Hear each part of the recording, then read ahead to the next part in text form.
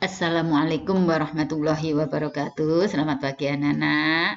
Bagaimana kabarnya? Alhamdulillah. Anak-anak, kali ini adalah pelajaran bahasa Indonesia tentang Puspa Pesona Indonesia, perkembangbiakan tanaman menggunakan spora, perkembangbiakan tanaman dengan umbi. Kelas 3, tema 1, subtema 4, PP 3, 4, dan 5. Anak-anak, ini adalah gambar salah satu pesona Indonesia, Puspa Pesona Indonesia. Apa saja Puspa Pesona? Oke, inilah bunga nasional Indonesia. Di beberapa negara juga memiliki bunga nasional, seperti di Belanda punya bunga nasionalnya adalah bunga tulip. Bunga-bunga ini merupakan karakteristik sebuah bangsa. Belanda dengan tulipnya, Inggris dengan mawarnya, bagaimana dengan Indonesia? Nah, Indonesia ternyata memiliki 3 bunga karakteristik yang biasa disebut sebagai puspa, ya. Puspa pesona berarti bunga pesona Indonesia. Ya, yang merupakan puspa pesona Indonesia adalah ada bunga melati, bunga anggrek, dan rafflesia. Kalau bunga melati kamu mungkin sudah tahu. Bunga melati ada di sekitar kita, ya, di halaman sekolah kadang yang kecil-kecil itu juga melati. Yang kedua anggrek seperti yang ada di foto cover tadi, dan rafflesia ini bunga raksasa, ya. Ini adalah bunga yang sangat besar. Nah, ini adalah 3 puspa pesona Indonesia atau bunga karakteristik Indonesia.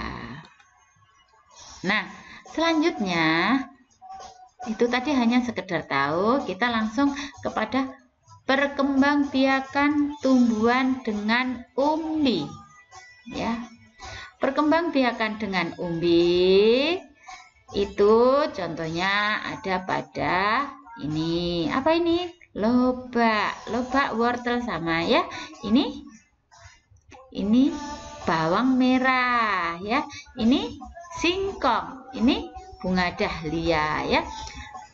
Perkembangbiakan tumbuhan dapat dilakukan dengan umbi. Ada umbi batang, umbi lapis, dan umbi akar. Kentang dan ubi jalar, di sini tidak ada gambarnya, ya. Kentang dan ubi jalar adalah contoh tanaman yang berkembang biak dengan umbi batang. Bawang dan bunga bakung merupakan tanaman yang berkembang biak dengan umbi lapis, ya. Bunga bakung, maaf tadi dahlia, bunga bakung ini. Sedangkan wortel dan singkong ini dengan umbi akar. Nah, setelah kalian memahami ini, silahkan kalian menuliskan persamaan dan perbedaan yang terlihat. Nah, ini sudah saya carikan, ini kalian tinggal memindahkan. Jadi kalian tidak usah cari Bapak Ibu aku gimana. Nah, nggak usah, ya. Ini salah ketik, ya, ini umbi, ya. Nah, di sini kalian boleh mencari lagi di internet apa tahu persamaan dan perbedaan ketika umbi tersebut. Ini Bu Koli juga dari untuk mempercepatnya, Bu Koli tadi ini dari brainly.co.id tugas 29, ya. Tapi setelah saya lihat, oh iya sudah betul, insya Allah sudah betul. Nah, persamaannya adalah ini sama-sama berkembang biak dengan vegetatif. Maksudnya apa?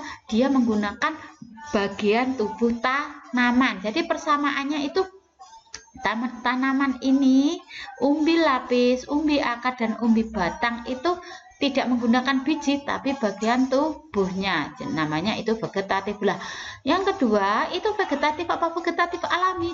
Jadi tidak usah dibantu manusia pun mereka bisa berkembang biak. Nah, umbinya, umbi dari umbi akar, umbi batang, umbi lapis, ini semuanya adalah untuk tempat menyimpan cadangan makanan atau air. Nah, perbedaannya, umbi akar adalah, nah ini perbedaannya, modifikasi dari, kalau umbi akar itu modifikasi dari akar tumbuhan, sedang umbi batang modifikasi dari batang. Ini tadi nanti umbi akar modifikasi dari akar, umbi batang modifikasi dari batang, umbi lapis adalah modifikasi daun. Ya, saya ulangi, umbi akar adalah modifikasi bagian akar, umbi batang modifikasi bagian batang, umbi lapis modifikasi bagian daun. Nah, yang kedua, perbedaan yang kedua adalah pada umbi batang dan akar tanaman menyimpan makanan berupa karbohidrat.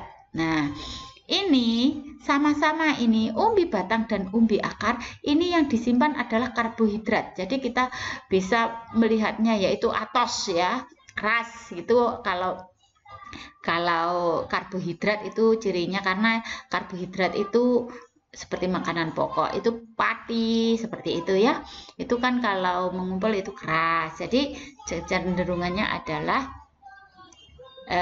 umbi akar dan umbi batang itu disimpan dalam bentuk karbohidrat, sedangkan umbi lapis yang disimpan adalah air. Coba kalian lihat di bawang merah, kalian pencet, apakah ada seperti yang keras-keras? Kan tidak, hanya air ya. Jadi perbedaannya untuk pada batang dan akar, pada umbi batang dan akar menyimpan makanannya dalam bentuk karbohidrat, sedang umbi lapis dalam bentuk air. Sedang yang perbedaan nomor 3, pada umbi akar tidak memungkinkan tumbuh tunas. Jadi kalau di umbi akar itu tidak ada tunas seperti pada ketela pohon itu ditanam, atau ketela pohon atau singkong ya, itu kan nggak bisa ditanam ya, walaupun di situ perkembangbiakannya namanya umbi akar, tetap nggak bisa untuk perkembangbiakan, tapi tetap disebut umbi akar gitu ya. Nah, kalau umbi akar, umbinya tidak bisa untuk tumbuh tunas. Kalau umbi batang, cirinya bisa tumbuh tunas, bisa untuk ditanam. Demikian juga umbi lapis ya. Oke. Kalian nanti ini dikerjakan, walaupun di sini lo sudah diterangkan Bu Khalid lah ya. Oleh sebab itu kalian nanti mengerjakan ini di buku tulis.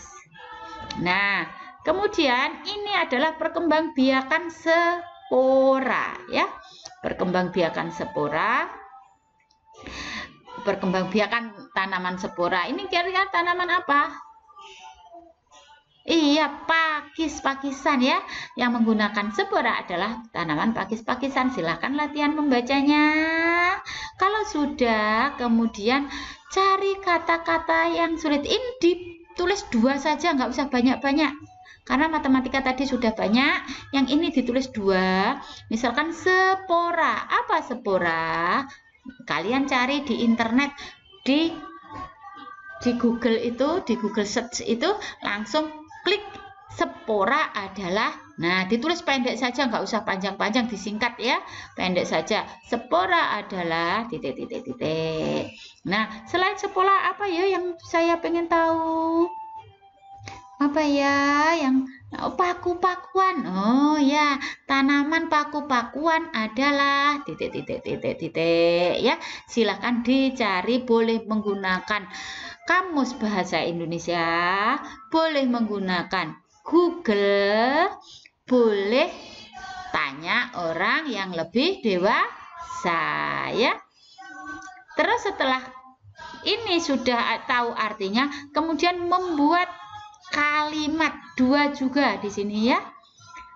Di sini kalian membuat 2 kalimat saja. Misalkan tanaman pakis berkembang biak dengan spora. Nah, paku-pakuan, tanaman pakis termasuk tanaman paku-pakuan. Itu contohnya.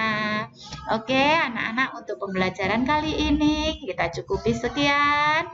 Bila ada kata yang salah dari Bu Khalid, minta maaf. Bila ada yang belum paham, silahkan bertanya. Jangan lupa tetap berbuat kebaikan, tetap melaksanakan sholat, jadi anak baik. Oke, saya tutup kegiatan hari ini dengan doa. Berdoa mulai. Berdoa selesai. Terima kasih. Wassalamualaikum warahmatullahi wabarakatuh.